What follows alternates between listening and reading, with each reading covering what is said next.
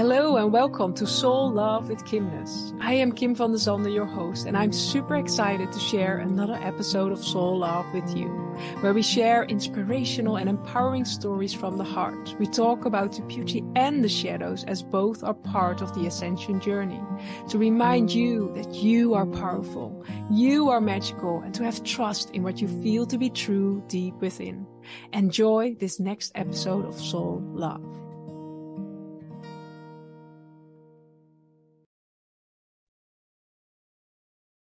Welcome, beautiful souls, to a new podcast episode of Soul Love. And today I'm super excited to welcome my beautiful soul sister, Rachel Hardy, in this beautiful space. So thank you for being here.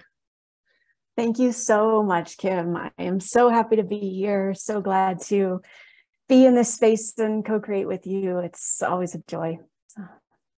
I find the same. We have done many co-creations also within the Akashic Records together, and it's amazing. And I love how you are working with the body and how you are helping souls to do that. So maybe you want to share a little bit about your own journey, how you discovered like what your body has to share and how you can work with that, and like the deepening in that of your own evolving journey. Yeah. Wow. Okay. So my journey with my body has definitely been a central theme throughout my life and really tied in with my spiritual path all the way. And there's just that really interesting paradox that we're holding here as divine beings in these physical bodies, navigating a physical journey. And my paths has involved in the past going through years of chronic illness and just a lot of struggle in the body and a lot of searching for healing that felt like it was endless. And so it's been, there's this very interesting just kind of paradox of knowing the truth of who we are spiritually and knowing the healing that's available to us, knowing the light, the love, the frequency that's available to us in any moment, and also being in this 3D physical body that has all of this to it that we work with. So it's certainly been a big portion of my journey, and that led me into a lot of the pieces of my work. I did body work for many years and then moved into somatic work and specifically working with the stress response in the body from a somatic perspective and understanding how our bodies store and release stress and trauma. So that's a big piece of my own journey and my work today, is really holding that awareness of how to be with everything that's going on in the physical system, while also holding the truth of who we are, of the connectedness that we have. So, But our body, I noticed that within myself, I have experienced the burnout and a chronic illness as well. Like that's something we shared, but it's like our body is telling us messages. And before the burnout and before the chronic illness, there were also messages already, but probably we weren't ready to hear the voice or to look to the deeper meaning, because it were like what I noticed within my own journey, sometimes the physical illnesses or the physical signs that my body was already giving about this balance that was happening. I thought, it will flow away, or it will dissolve when I just quiet down a little bit. But I didn't back then. I didn't look at the root cause. And I love how you transformed that also in your work. Like you constantly receive messages through your body, through this, through disconnection, through disease. It's like, I don't know how you experience that for yourself, but also the way that if we constantly neglect our emotions and constantly neglect the calling we feel within, that at one point there is a resistance block. And if that stays long enough, it will create like physical illnesses or, I don't know how you discovered that in your own journey or. Yeah, it's so true. And I think in my own journey, what I'm noticing is just the constant deepening of going to new levels with this, because there's certain levels of awareness and being with, okay, this is happening, and noticing this and just giving ourselves permission I think to go deeper and to allow more. And there's layers and levels of trust, I think, that we have to step into, because it can feel scary, especially if there's a history of illness or a history of trauma or of depression or anxiety or stuff of all kinds that's been stored in the body. I think there's levels and levels of meeting it with love and presence, and having the tools to meet it with that presence without fear, or being able to be with the fear and be with what's happening, and continue to listen deeper, to be willing to be shown the next level that we need to be shown, or to be willing to let like the next piece emerge, or even, you know, that part that maybe was stored that got kind of tucked away at some point and didn't get to be felt or processed. If we're thinking especially about emotions that we had at some point in our life, we had to just get through or just make it happen. You know, those may need to be processed, and they may come out when they're ready. And Kim, you and I were chatting just before we started recording about this this idea of, as we deepen our spiritual practice and our growth and our journey, and connect more and more to the light and the truth that we are, there's also the safety for those shadow places to emerge. And there's also the safety for whatever stuff did not get addressed. Now it's safe for it to come forward. And this is when we get to, and I think it can be such a gift to allow that, to let what needs to come be seen in its own wisdom, be seen. Because then it's not we try to stop it, or we try to push it away, or we try to neglect it. It's like we see it, we acknowledge it, we allow it to express or be seen and loved in any way that is aligned. But it truly is. I noticed that, like I went to Glastonbury a couple of weeks ago, and I experienced so much love there. My heart just expanded, and I connected to this deeper field of love within myself. But by that, it's for what I shared. By that, I'm also I connected to a deeper level of safety, a deeper level of connectedness. And in that deeper love, I can now embrace these deeper shadow parts within me where I before was not ready. But it's almost like I'm now this mama that has this unconditional love for all these parts of me. And now I'm just ready from this field of unconditional love and support to nurture every part of my being, to look at the deepest shadows that are ready to be transformed. But it takes a level of safety, and it takes a level of love, but it also is an illusion that as we raise our vibration, that it's only love and bliss. Because as we raise our vibration, we are then like equipped to look at these deeper shadow parts, to witness ourselves in our tears, in our sadness, in our love. But then it's really what you also shared we allow ourselves. It's like we feel strong enough within ourselves to embrace all these parts of who we are. But our body, and that's what I love, our body is such a beautiful tool.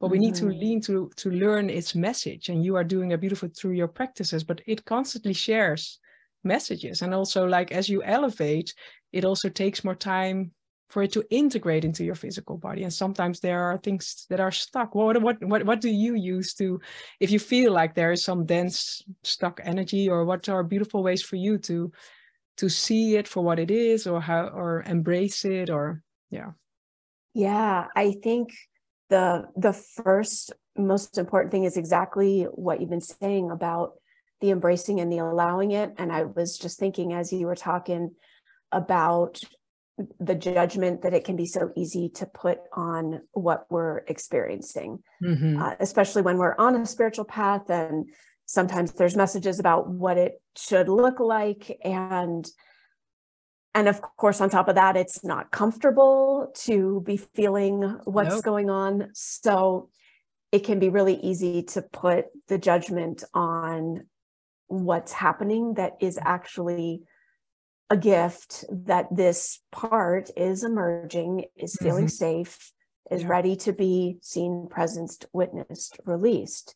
So to answer your question, I would say that's the first thing, is that framework of holding the understanding that this is good. Not that it has to be about suffering or being really hard, but there's energy here that wants to move. There's something here that is asking to move and asking to be released. And this is a good thing. We want this. So holding that is the first piece. And then as far as actually working with it, one of the really important things from my perspective is from a perspective of working with the body and the nervous system, simply allowing the space for the sensations that are happening in the physical body to happen. Yeah. Because that's a piece of what happened in trauma, is that there was too much sensation kind of packed in too fast to get to process. Our system literally didn't have the capacity in that moment to process what it needed to go through. So one of the simplest tools, and it sounds so simple, is that pause and being with what's happening and actually allowing the physical sensations to be there. Yeah. And a really nice practice that can go along with that really well is to simply notice what your breath is doing, but without trying to manage, direct, or change it. Yeah. And this is something that can connect us into ourself, because of course the breath is so connected to our autonomic nervous system, to what's happening with us. And often we work with the breath in ways of wanting to direct it or kind of manage it, which can be very, very helpful as well. And, you know, breath work of all kinds can be really supportive for moving energy and processing and releasing. But there's a really simple power to just, and I might even invite anybody listening, if it feels resonant, to just notice what your breath is doing right now. Yeah. And just let it do what it's doing without trying to do anything to it. And if it wants to shift on its own, allowing it to shift.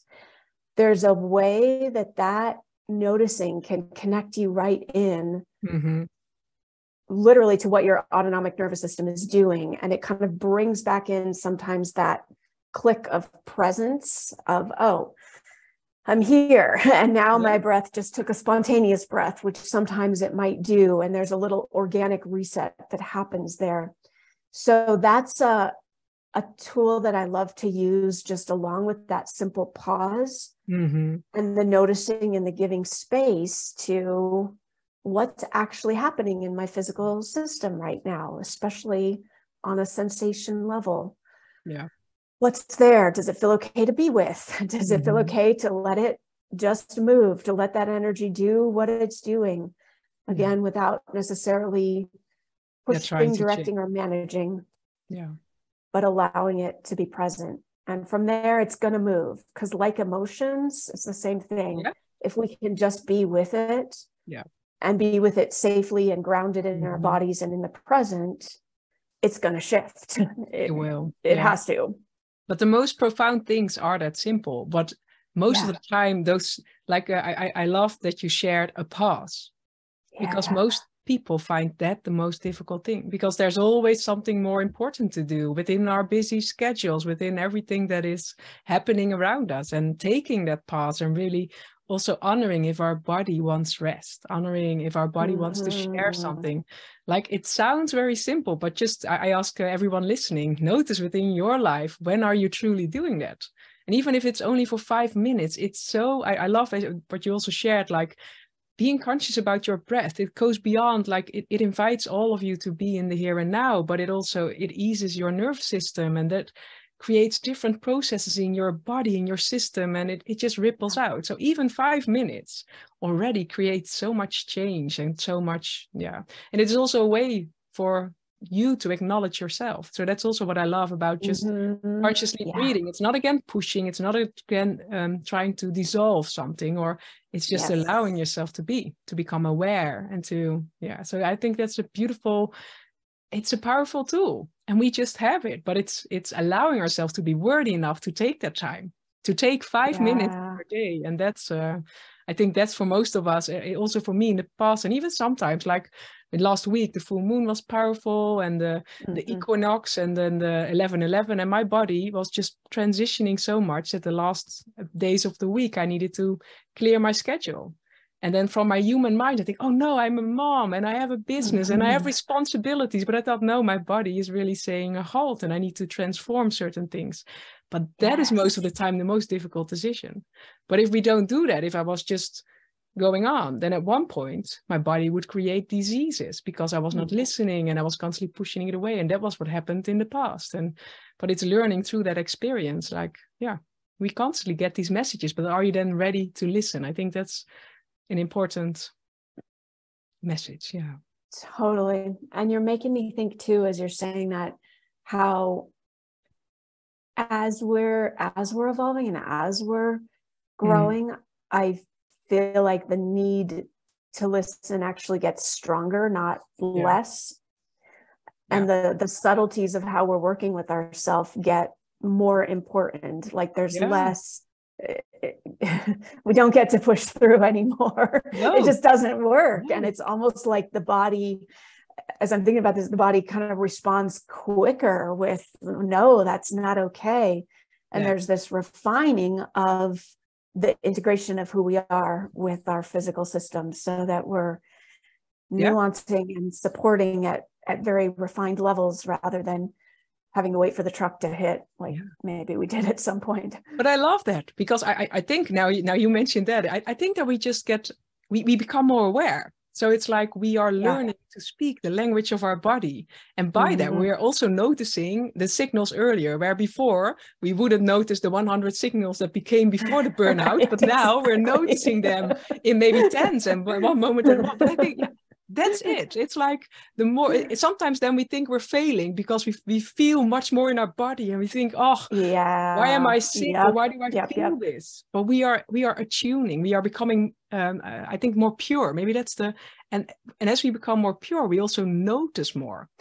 Where before we would maybe be, I don't know the good word, but be stumped or just numbed. Maybe numbed is a good word. Absolutely. Or, I love that. Yes, it just, I feel it in my body. Yes, beautiful. Yeah. It's such an important key in our journeys. And then not judge ourselves for feeling what we feel, and use it as a way to step up again. Yeah, exactly. Yeah.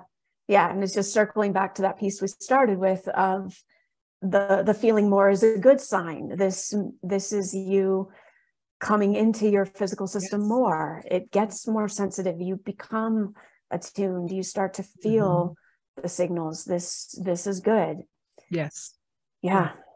It's really good. And it's seeing that. It's just honoring ourselves, but also with our guidance. It's like both of us, we work within the Akashic records, and the more we practice, the more we learn the language of the records, and the more we open that channel within ourselves. But it is with everything new that you start, it takes time. First you get one word maybe, or a couple of words, and then it opens up and you see more, you feel more, you sense more. It is with everything, awareness and focus. And totally. It's a good analogy. You're working with a new language, if you will, in the records, and it's the same thing in a way of working with a new language in your body, if that's not a place you're used to inhabiting. So there's a learning curve, and yes, it is. Oh, hi, sensation, what's happening there? How amazing would it be if we taught young children that at school? Oh my goodness. So they don't forget, because they all know. It's like, if they would keep reminding themselves of the language of their body and and I think for us all, there is a huge contribution we can be. Like when children come with something, to not say, oh no, it's not convenient, or it's not now, or to just also listen to really what their body sensations is sharing. And Do you think if you had awareness of that when you were younger, and it's not your life path, because in the end we also get the challenges to become where we are, but do you think that it might have had shifted things, or? Oh my goodness. It's Yes. a very deep question. Sorry. It's No. a huge yes, though. Yes. It absolutely, yeah. Yeah. And what's really cool is how much I do see this shifting, and how much I see even in our education system. I mean, there is so much more of an openness and a movement in this direction that is so important and so powerful, because the kids are coming in with the answers. It is. Yeah. But with all, because you do a lot with the body, and also in your practice, like the nervous system, what would you advise parents, or would you advise just in general? Yeah. Well, the first thing that I think about with parents is how important it is for their own nervous system to be regulated and attuned, because that's the biggest way that, starting with infants, that we actually learn how to be in this world, is by modeling what we're in contact with. So not even observing as much as actually absorbing. I mean, literally our nervous systems learn how to be in this world by mirroring the systems of our caregivers. So which is kind of huge. That is huge. Yes. Knowing that just as a starting point. And I mean, everything we've been saying about the importance, the attention, the attunement, the allowing the space, allowing the presence, allowing what is happening to happen without making it right or wrong. The gentle, easy teaching of how to be with the physical body in a way that's partnering with it and dancing with it, and not mastery over it, which, was kind of the paradigm a lot of us were taught, was we gotta kind of master the physical body, and so that we can do more and over it, so we can but that sense of partnering with, integrating, being in this piece of who we are as this source of wisdom and brilliance and beauty, beautiful, is, I think, what's so important. But I also love that you shared like the nervous system of us as young parents, that our children take that up as their template. And I know within my own journey, like having young children, giving breastfeeding, or doing all those things, and then juggling a household and a business and everything, it can be hectic. So imagine what we are subconsciously, not because we're doing wrong, but just how much we are imprinting on young children then in their nerve system. And we do it because it's like we don't know another way. But I love that you share that, because it's like we sometimes think, oh, I need to do more for my family and I need to overgive and overdo, but we do more by first nurturing ourselves, because then on a deeper level, we give them a template of nourishment and a template of listening to your, so much is opening after you shared that, of listening to our nervous system. And that is the huge, huge gift you can give your children, that when they are 20 and when they are 30 and 40, they know how to regulate their nervous system instead of going into stress. But most of the parents, and it's not a judgment because I was there myself, are in stress as young, because there's so much that is being asked of us. But then that's also the template we give to our children. That's a beautiful awareness, and so much that we can do by first taking really good time to take care of ourselves, even if it's like you shared before, 5 minutes of breathing, becoming aware of becoming quiet within ourselves, and then we can give that template to our children. So I think it's beautiful to just, so share this. If you are listening to this, if you are hearing this and you're a young parent or you know young parents, share this, because this is powerful. We can change by that, the vibration of the earth, the vibration of young children, and allow them to live in their brilliance, to live in their magnificence by being the example, but not even in things. I love that, because also in energy fields.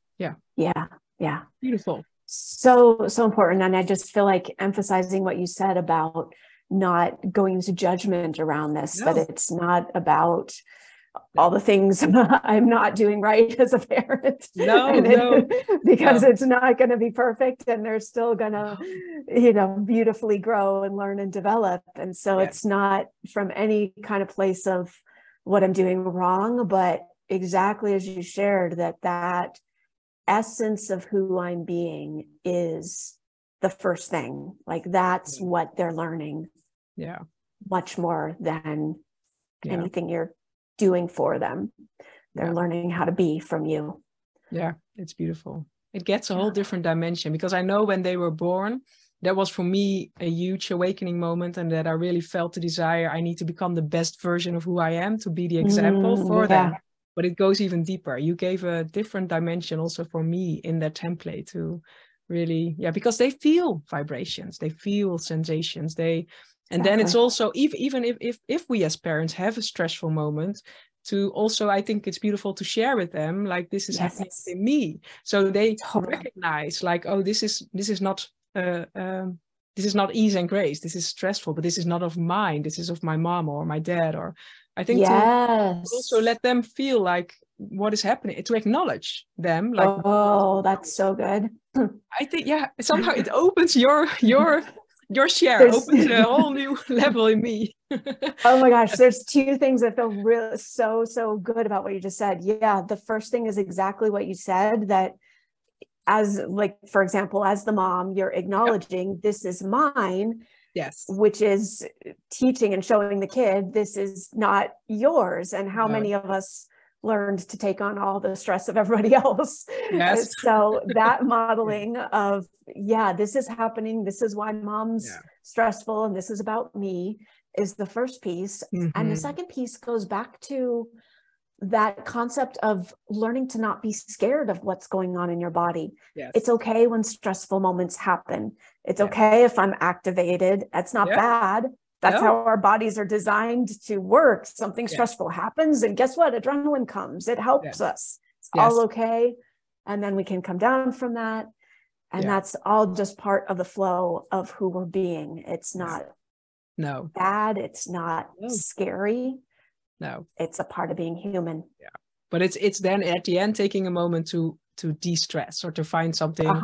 I once saw an image on a video and that shared, when animals have stress, they have that adrenaline and they're ready to fight, flight, or freeze. But when the moment of stress is gone, they vibrate their body, it starts shaking, and by that they're releasing the stress hormones. But we don't shake, but it's good to become aware, so that's not becoming a chronic stress. So, like, to relax. That's exactly it.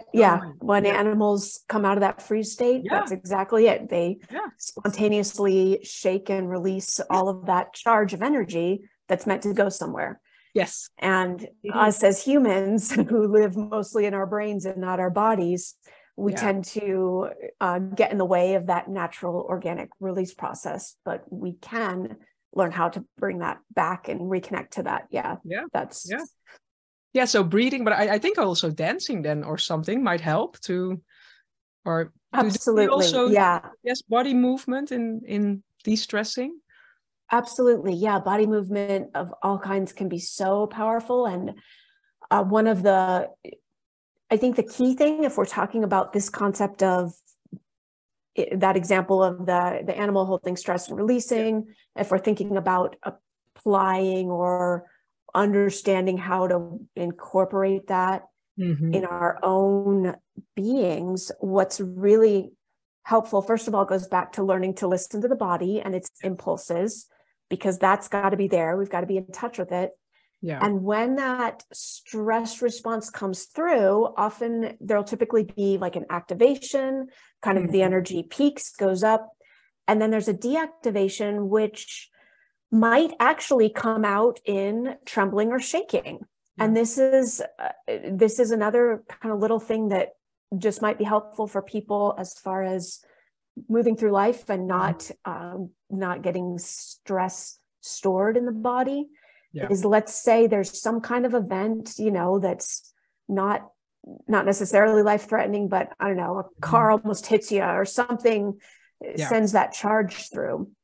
As soon as you can, when it's safe, if you can come into a space where you can pause and allow your body to do whatever it needs to do, which might involve shaking, trembling, or it might involve tears needing to release, or maybe making a sound, or like a movement, or some kind of physical response. And the key here, to bring this all together, the key is that it's organically coming out of what wants to happen. Yes. Yeah. So that there's an organic response to, okay, this energy wants to move. How can I allow it to move and allow it to discharge the way it's meant to? Yeah, beautiful. So that goes back to that. Acknowledging.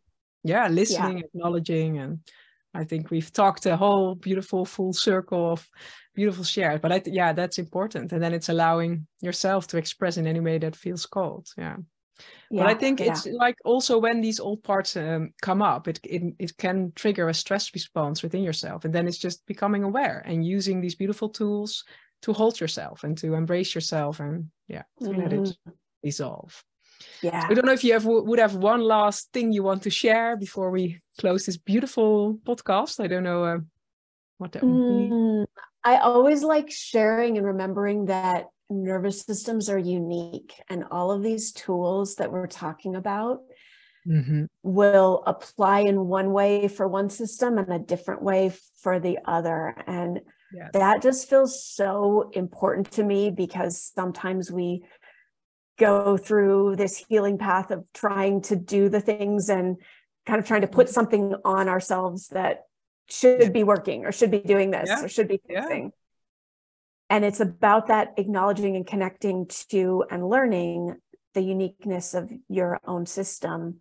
That's so key in that connection and in that organic release and shift and growth that can happen. So I love that. That's something I'm really passionate about, is the path looks unique. The path is different for all of us, and there's similarities and patterns, but the journey we're on is ultimately our own.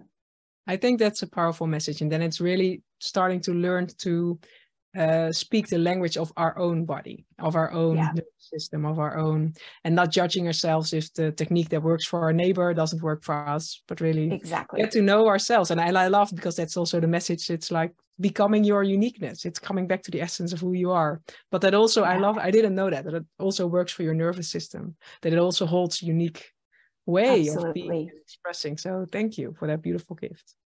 Yeah. I want to thank you for sharing your magic. And if you want to know more about Rachel and what she does, you can find it below this beautiful video. For now, I just want to thank you for being here. And I want to thank everyone for listening and looking to this beautiful podcast share, for being here. And I see you all in the next podcast of Soul Love. Thank you. Much love. Thank you.